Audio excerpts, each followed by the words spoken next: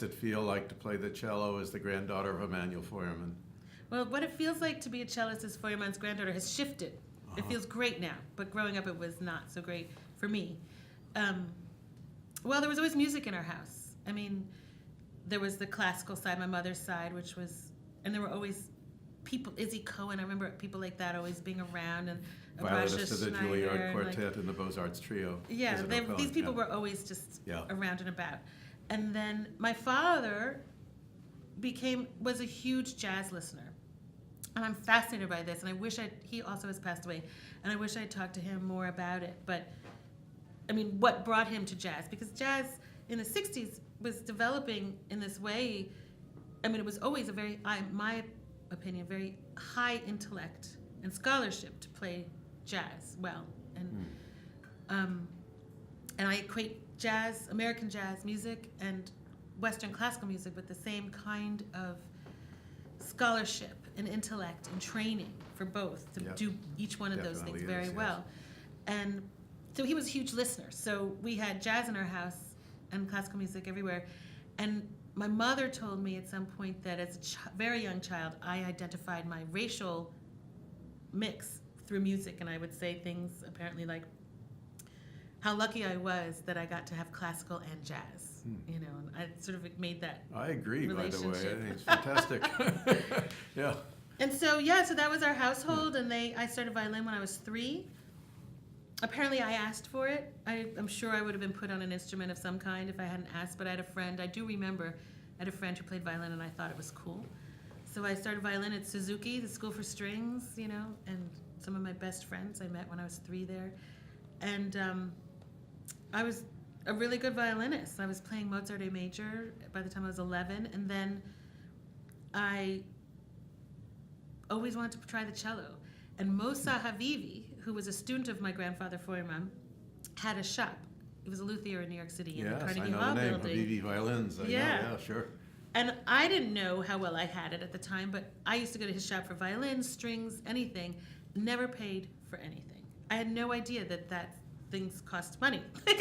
Like everything was just, and he loved my mother, of course, so we would just go there and spend hours, and I could play all violins. And once when I was 11, I always wanted to try the cello. I mean, I grew up with Feuermann's records. I mean, I remember listening over and over again to those records. Oh my God. And being so scared with the needle. My mother was like, don't scratch that, you know. Like, that and Charles Mingus, the Mingus Changes 2, that was like one of my favorite records, and my father too, don't you dare scratch that record, girlfriend. So I asked Havivi, he had all these cellos hanging on the wall of his shop, and I asked him if I could try a cello. He was like, sure, I guess, you know, and he took one down, and I just played the C string, and I felt that thing like vibrate inside of me, and I was like, that's why we play the cello. Yes, I have to it's play the C string. It's the C string. Yeah. God, that was incredible. Yeah. And my mother, I was like, can I take lessons? And she thought, she later told me, I mean, she said yes. And we made some deal. I knew I wanted to play the cello. I was like so over the violin at that point. And I mean, I loved playing, but the cello just romanced me in this other way. And we made a deal. I had to take cello and violin for a year. And at the end of the year, I was supposed to make a decision, and then I would choose one. I knew that whole year that I was picking the cello. I just had to appease her. And my first teacher was Nellis DeLay, who was Dorothy DeLay's sister. Wow. She was lovely. And it was a real big to-do in the little New York City world that we were in, that I was switching to the cello at such a late date. It's a really big deal. 11? Mm-hmm. Yeah. Yeah, so I chose the cello. My mother told me later she was devastated to hear that I chose the cello. Wow. But she didn't stand in your way. No, she was an extraordinary mother. My mother was really incredible. But she knew I had to make my own choice, and she couldn't tell me what to do. She didn't believe in that. But she was worried for me, being Feuermann's granddaughter playing the cello. And she was right. It was a nightmare. For the personality everybody's different. I've met people who would have said, oh my God, if I had had that pedigree, you know, that background, I would have, blah, blah. I was like, well, I'm a different person. And for me, it was a pressure that was just dreadful. Because his contemporaries were everywhere. They were demanding, and they were mean, and they were But old. with your last name of Hughes, your mother's married name. Doesn't matter. It doesn't. New York, Everybody classical knew. music world in New York, it's I like see. as big as this. It's like I see. everybody knew who I was. I Oh, it was see. terrible.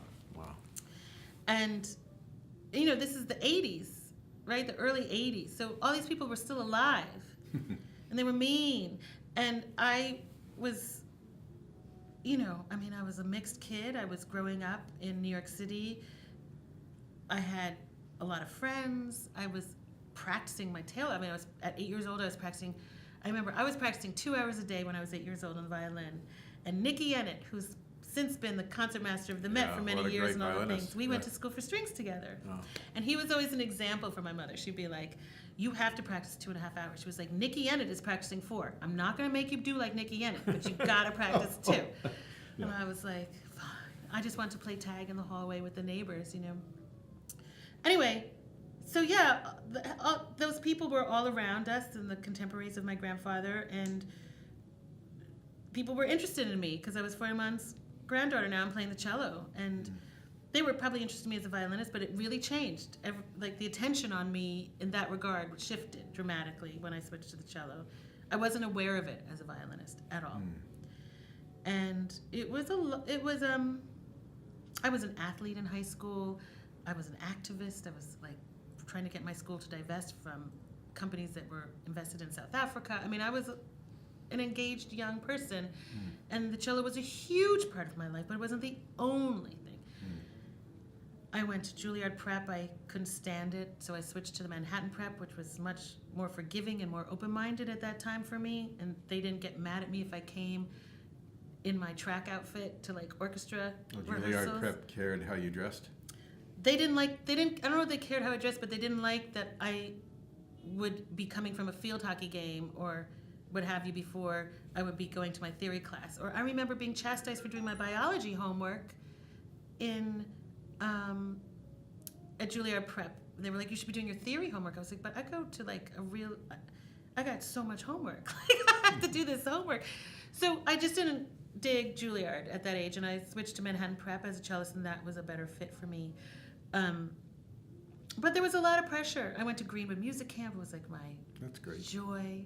Yeah. I was in New York Youth Orchestra. It was my whole life, in a lot of ways. And a lot of my friends from high school and from around town that I didn't know through music, we're all still friends, and it's amazing. They come to my shows now in these huge, sometimes I play in whatever, big fancy halls or stadiums, and oh my God, I remember when you couldn't come to that party because you had to practice, and So how did you morph out of the classical world? Well, I moved to California. My mother died when I was 21. I've been playing Raya Garbazova's second cello. She gave me this cello when I was 13. I played for her. Wow.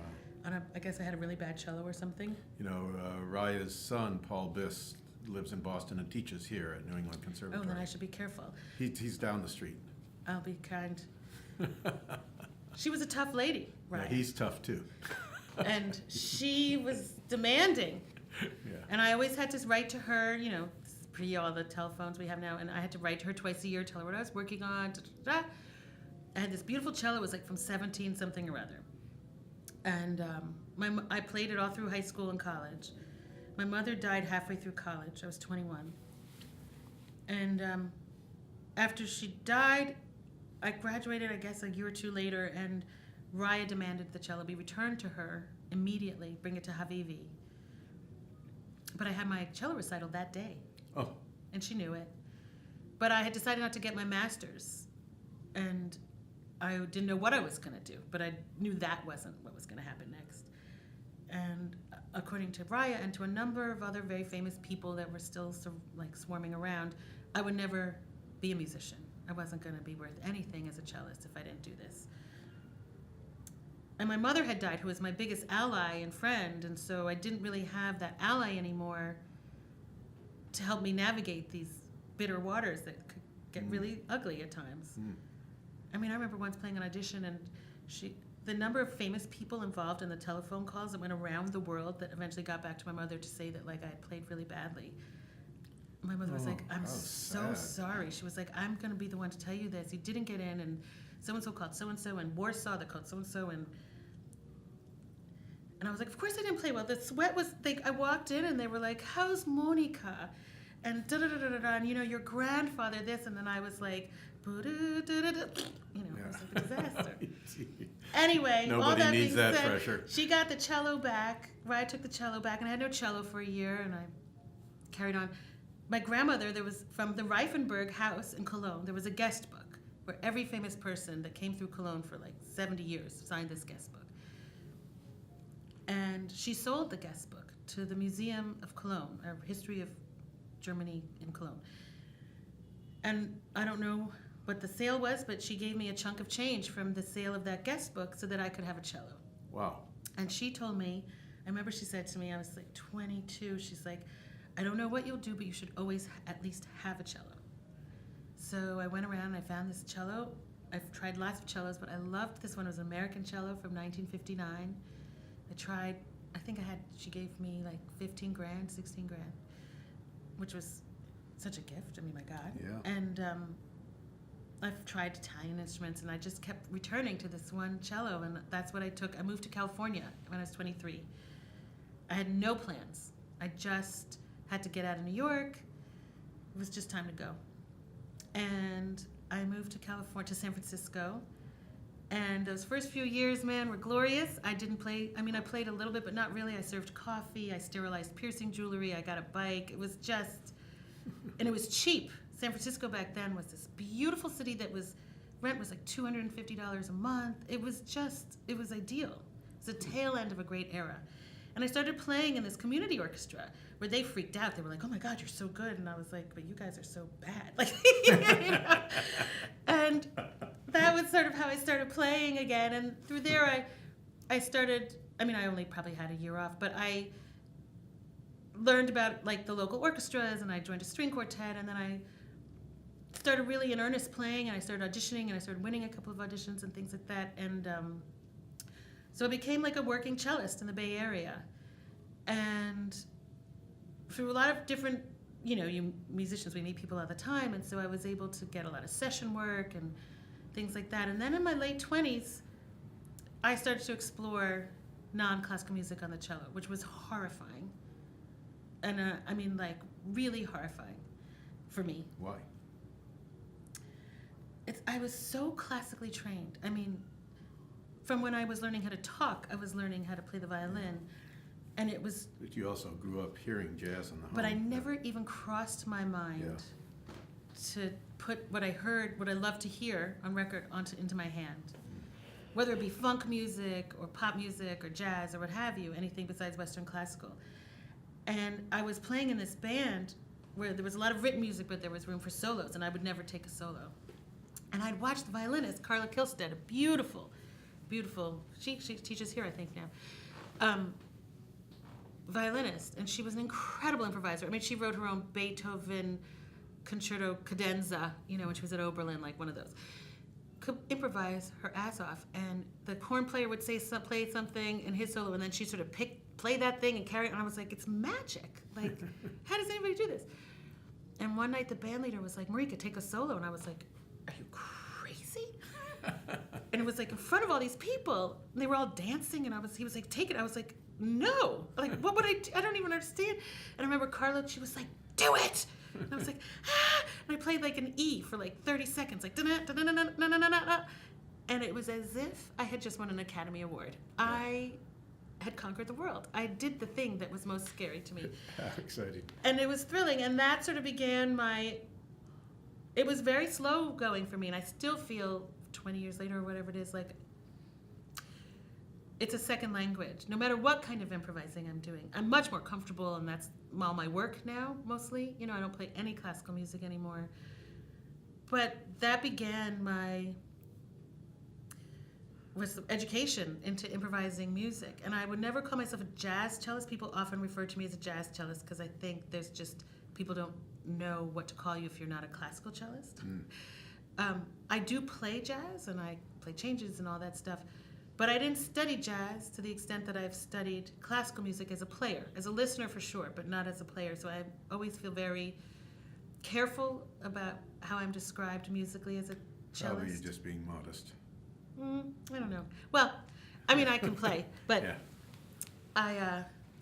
So I became more of an improviser, and it was incredible in the Bay Area at that time. It was still very fertile. It was sort of just, the internet was sort of just starting, so I could still afford to live there as a musician. There were a lot of creative people around. It was in my late 20s, and it was incredible. I mean, I just met people, and I'd meet a bass player, like, hey, can I come over to your house and play with you? And people were very kind, and I learned at that time, well, I don't know if I was aware of what I was learning, but it became clear that being versatile as a player was the key to working and earning a living. And probably during this time, you really were Marika Hughes. You weren't Feuermann's granddaughter. Oh, nobody knew I was Feuermann's Yeah. granddaughter when I moved to California. Yeah. Nobody. I made sure not to tell a soul. And Of anybody, my one friend who knew, I was like, don't you dare tell anybody. And I needed to know. And I needed to know classically, really. I didn't know I was going to develop into other things. But I remember after I did really well this one audition with Jeffrey Kahane, he was the conductor of the Santa Rosa Symphony. And that was the friend, only gig I cared about, orchestra I cared to play, because he was such a great conductor. Yeah. It was something really special, that moment at Santa Rosa Symphony. And I made the finals. I made the last 3, but I didn't get the gig. But I got offered a lot of seasons there. And once that happened, I was like, okay, I can start to tell people, like, who my grandfather was. And then, of course, everybody was like, oh, my God, you know. And then I carried it with much pride, you know. Yeah.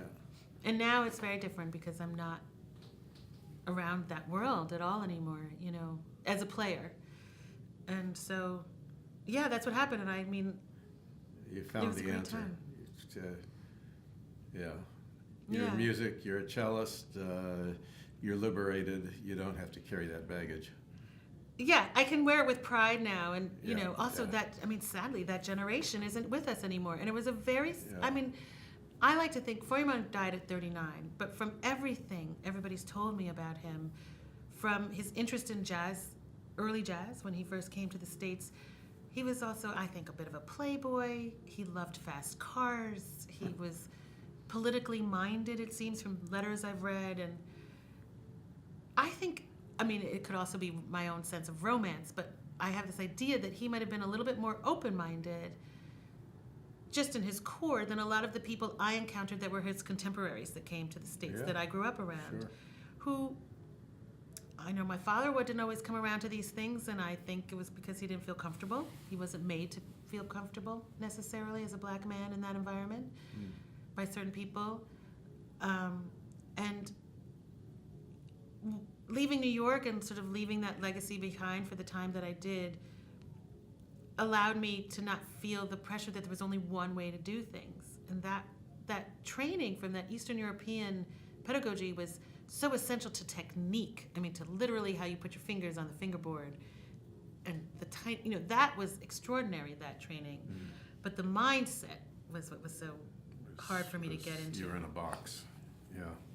Where classical music is slowly going, that's where music is going. I mean, there's so much overlap and crossover, we call it crossover, but I mean, music is music. You know, in my particular field of chamber music and string quartets, Chamber Music America, it has a jazz membership. Yeah, thank God. Yeah. Because we basically all do the same thing. I mean, a jazz combo is chamber music. Yeah. Right? It's all chamber music. And the beauty of it, I have Yeah. I have a new band, I call it the New String Quartet. And it's cello, violin, upright bass, and acoustic guitar. Oh, wow. And it's my music mostly written, but it's that's still my favorite way to play. Is I play plugged in a lot just because I play pop music and what have you. You have to be loud. But at its base, my favorite thing is to play acoustically with other string instruments. I mean, that's kind of, you can do a million things with the cello, and I have, but the joy is just at its most base, like just that acoustic sound resonating with other acoustic instruments. It's just the joy. The C string. That C string. I mean, like the other night I played at Winter Jazz Fest in New York, and I played on the Hot Jazz stage with a wonderful guitarist named Matt Munisteri. Brilliant. And it was Django Room, and we were playing that era of jazz. And when I went to the rehearsal, I was walking over to the rehearsal space, and I was like, oh, does he think I'm going to be up here and be like some sort of like Django violinist style, like shredding fast? And that's not who I am as a player. I was like, oh God, what have I gotten myself into this time? And I walked in and there was no bass player, and I was like, who's playing bass? He was like, you are. I was like, oh, thank God, this is my joy. I always feel like if I had been paying attention, I would have kept going down the string family, and I think I have the soul of a bass player. Interesting. And I prefer that. I don't need to be up front. I don't need to be like shredding, soloing in front. I just love the low end, like foundation. Cellist of a string quartet. Exactly. Exactly. That's what I wanted to be growing up. I wanted to be in a string quartet. I always thought that would be my life.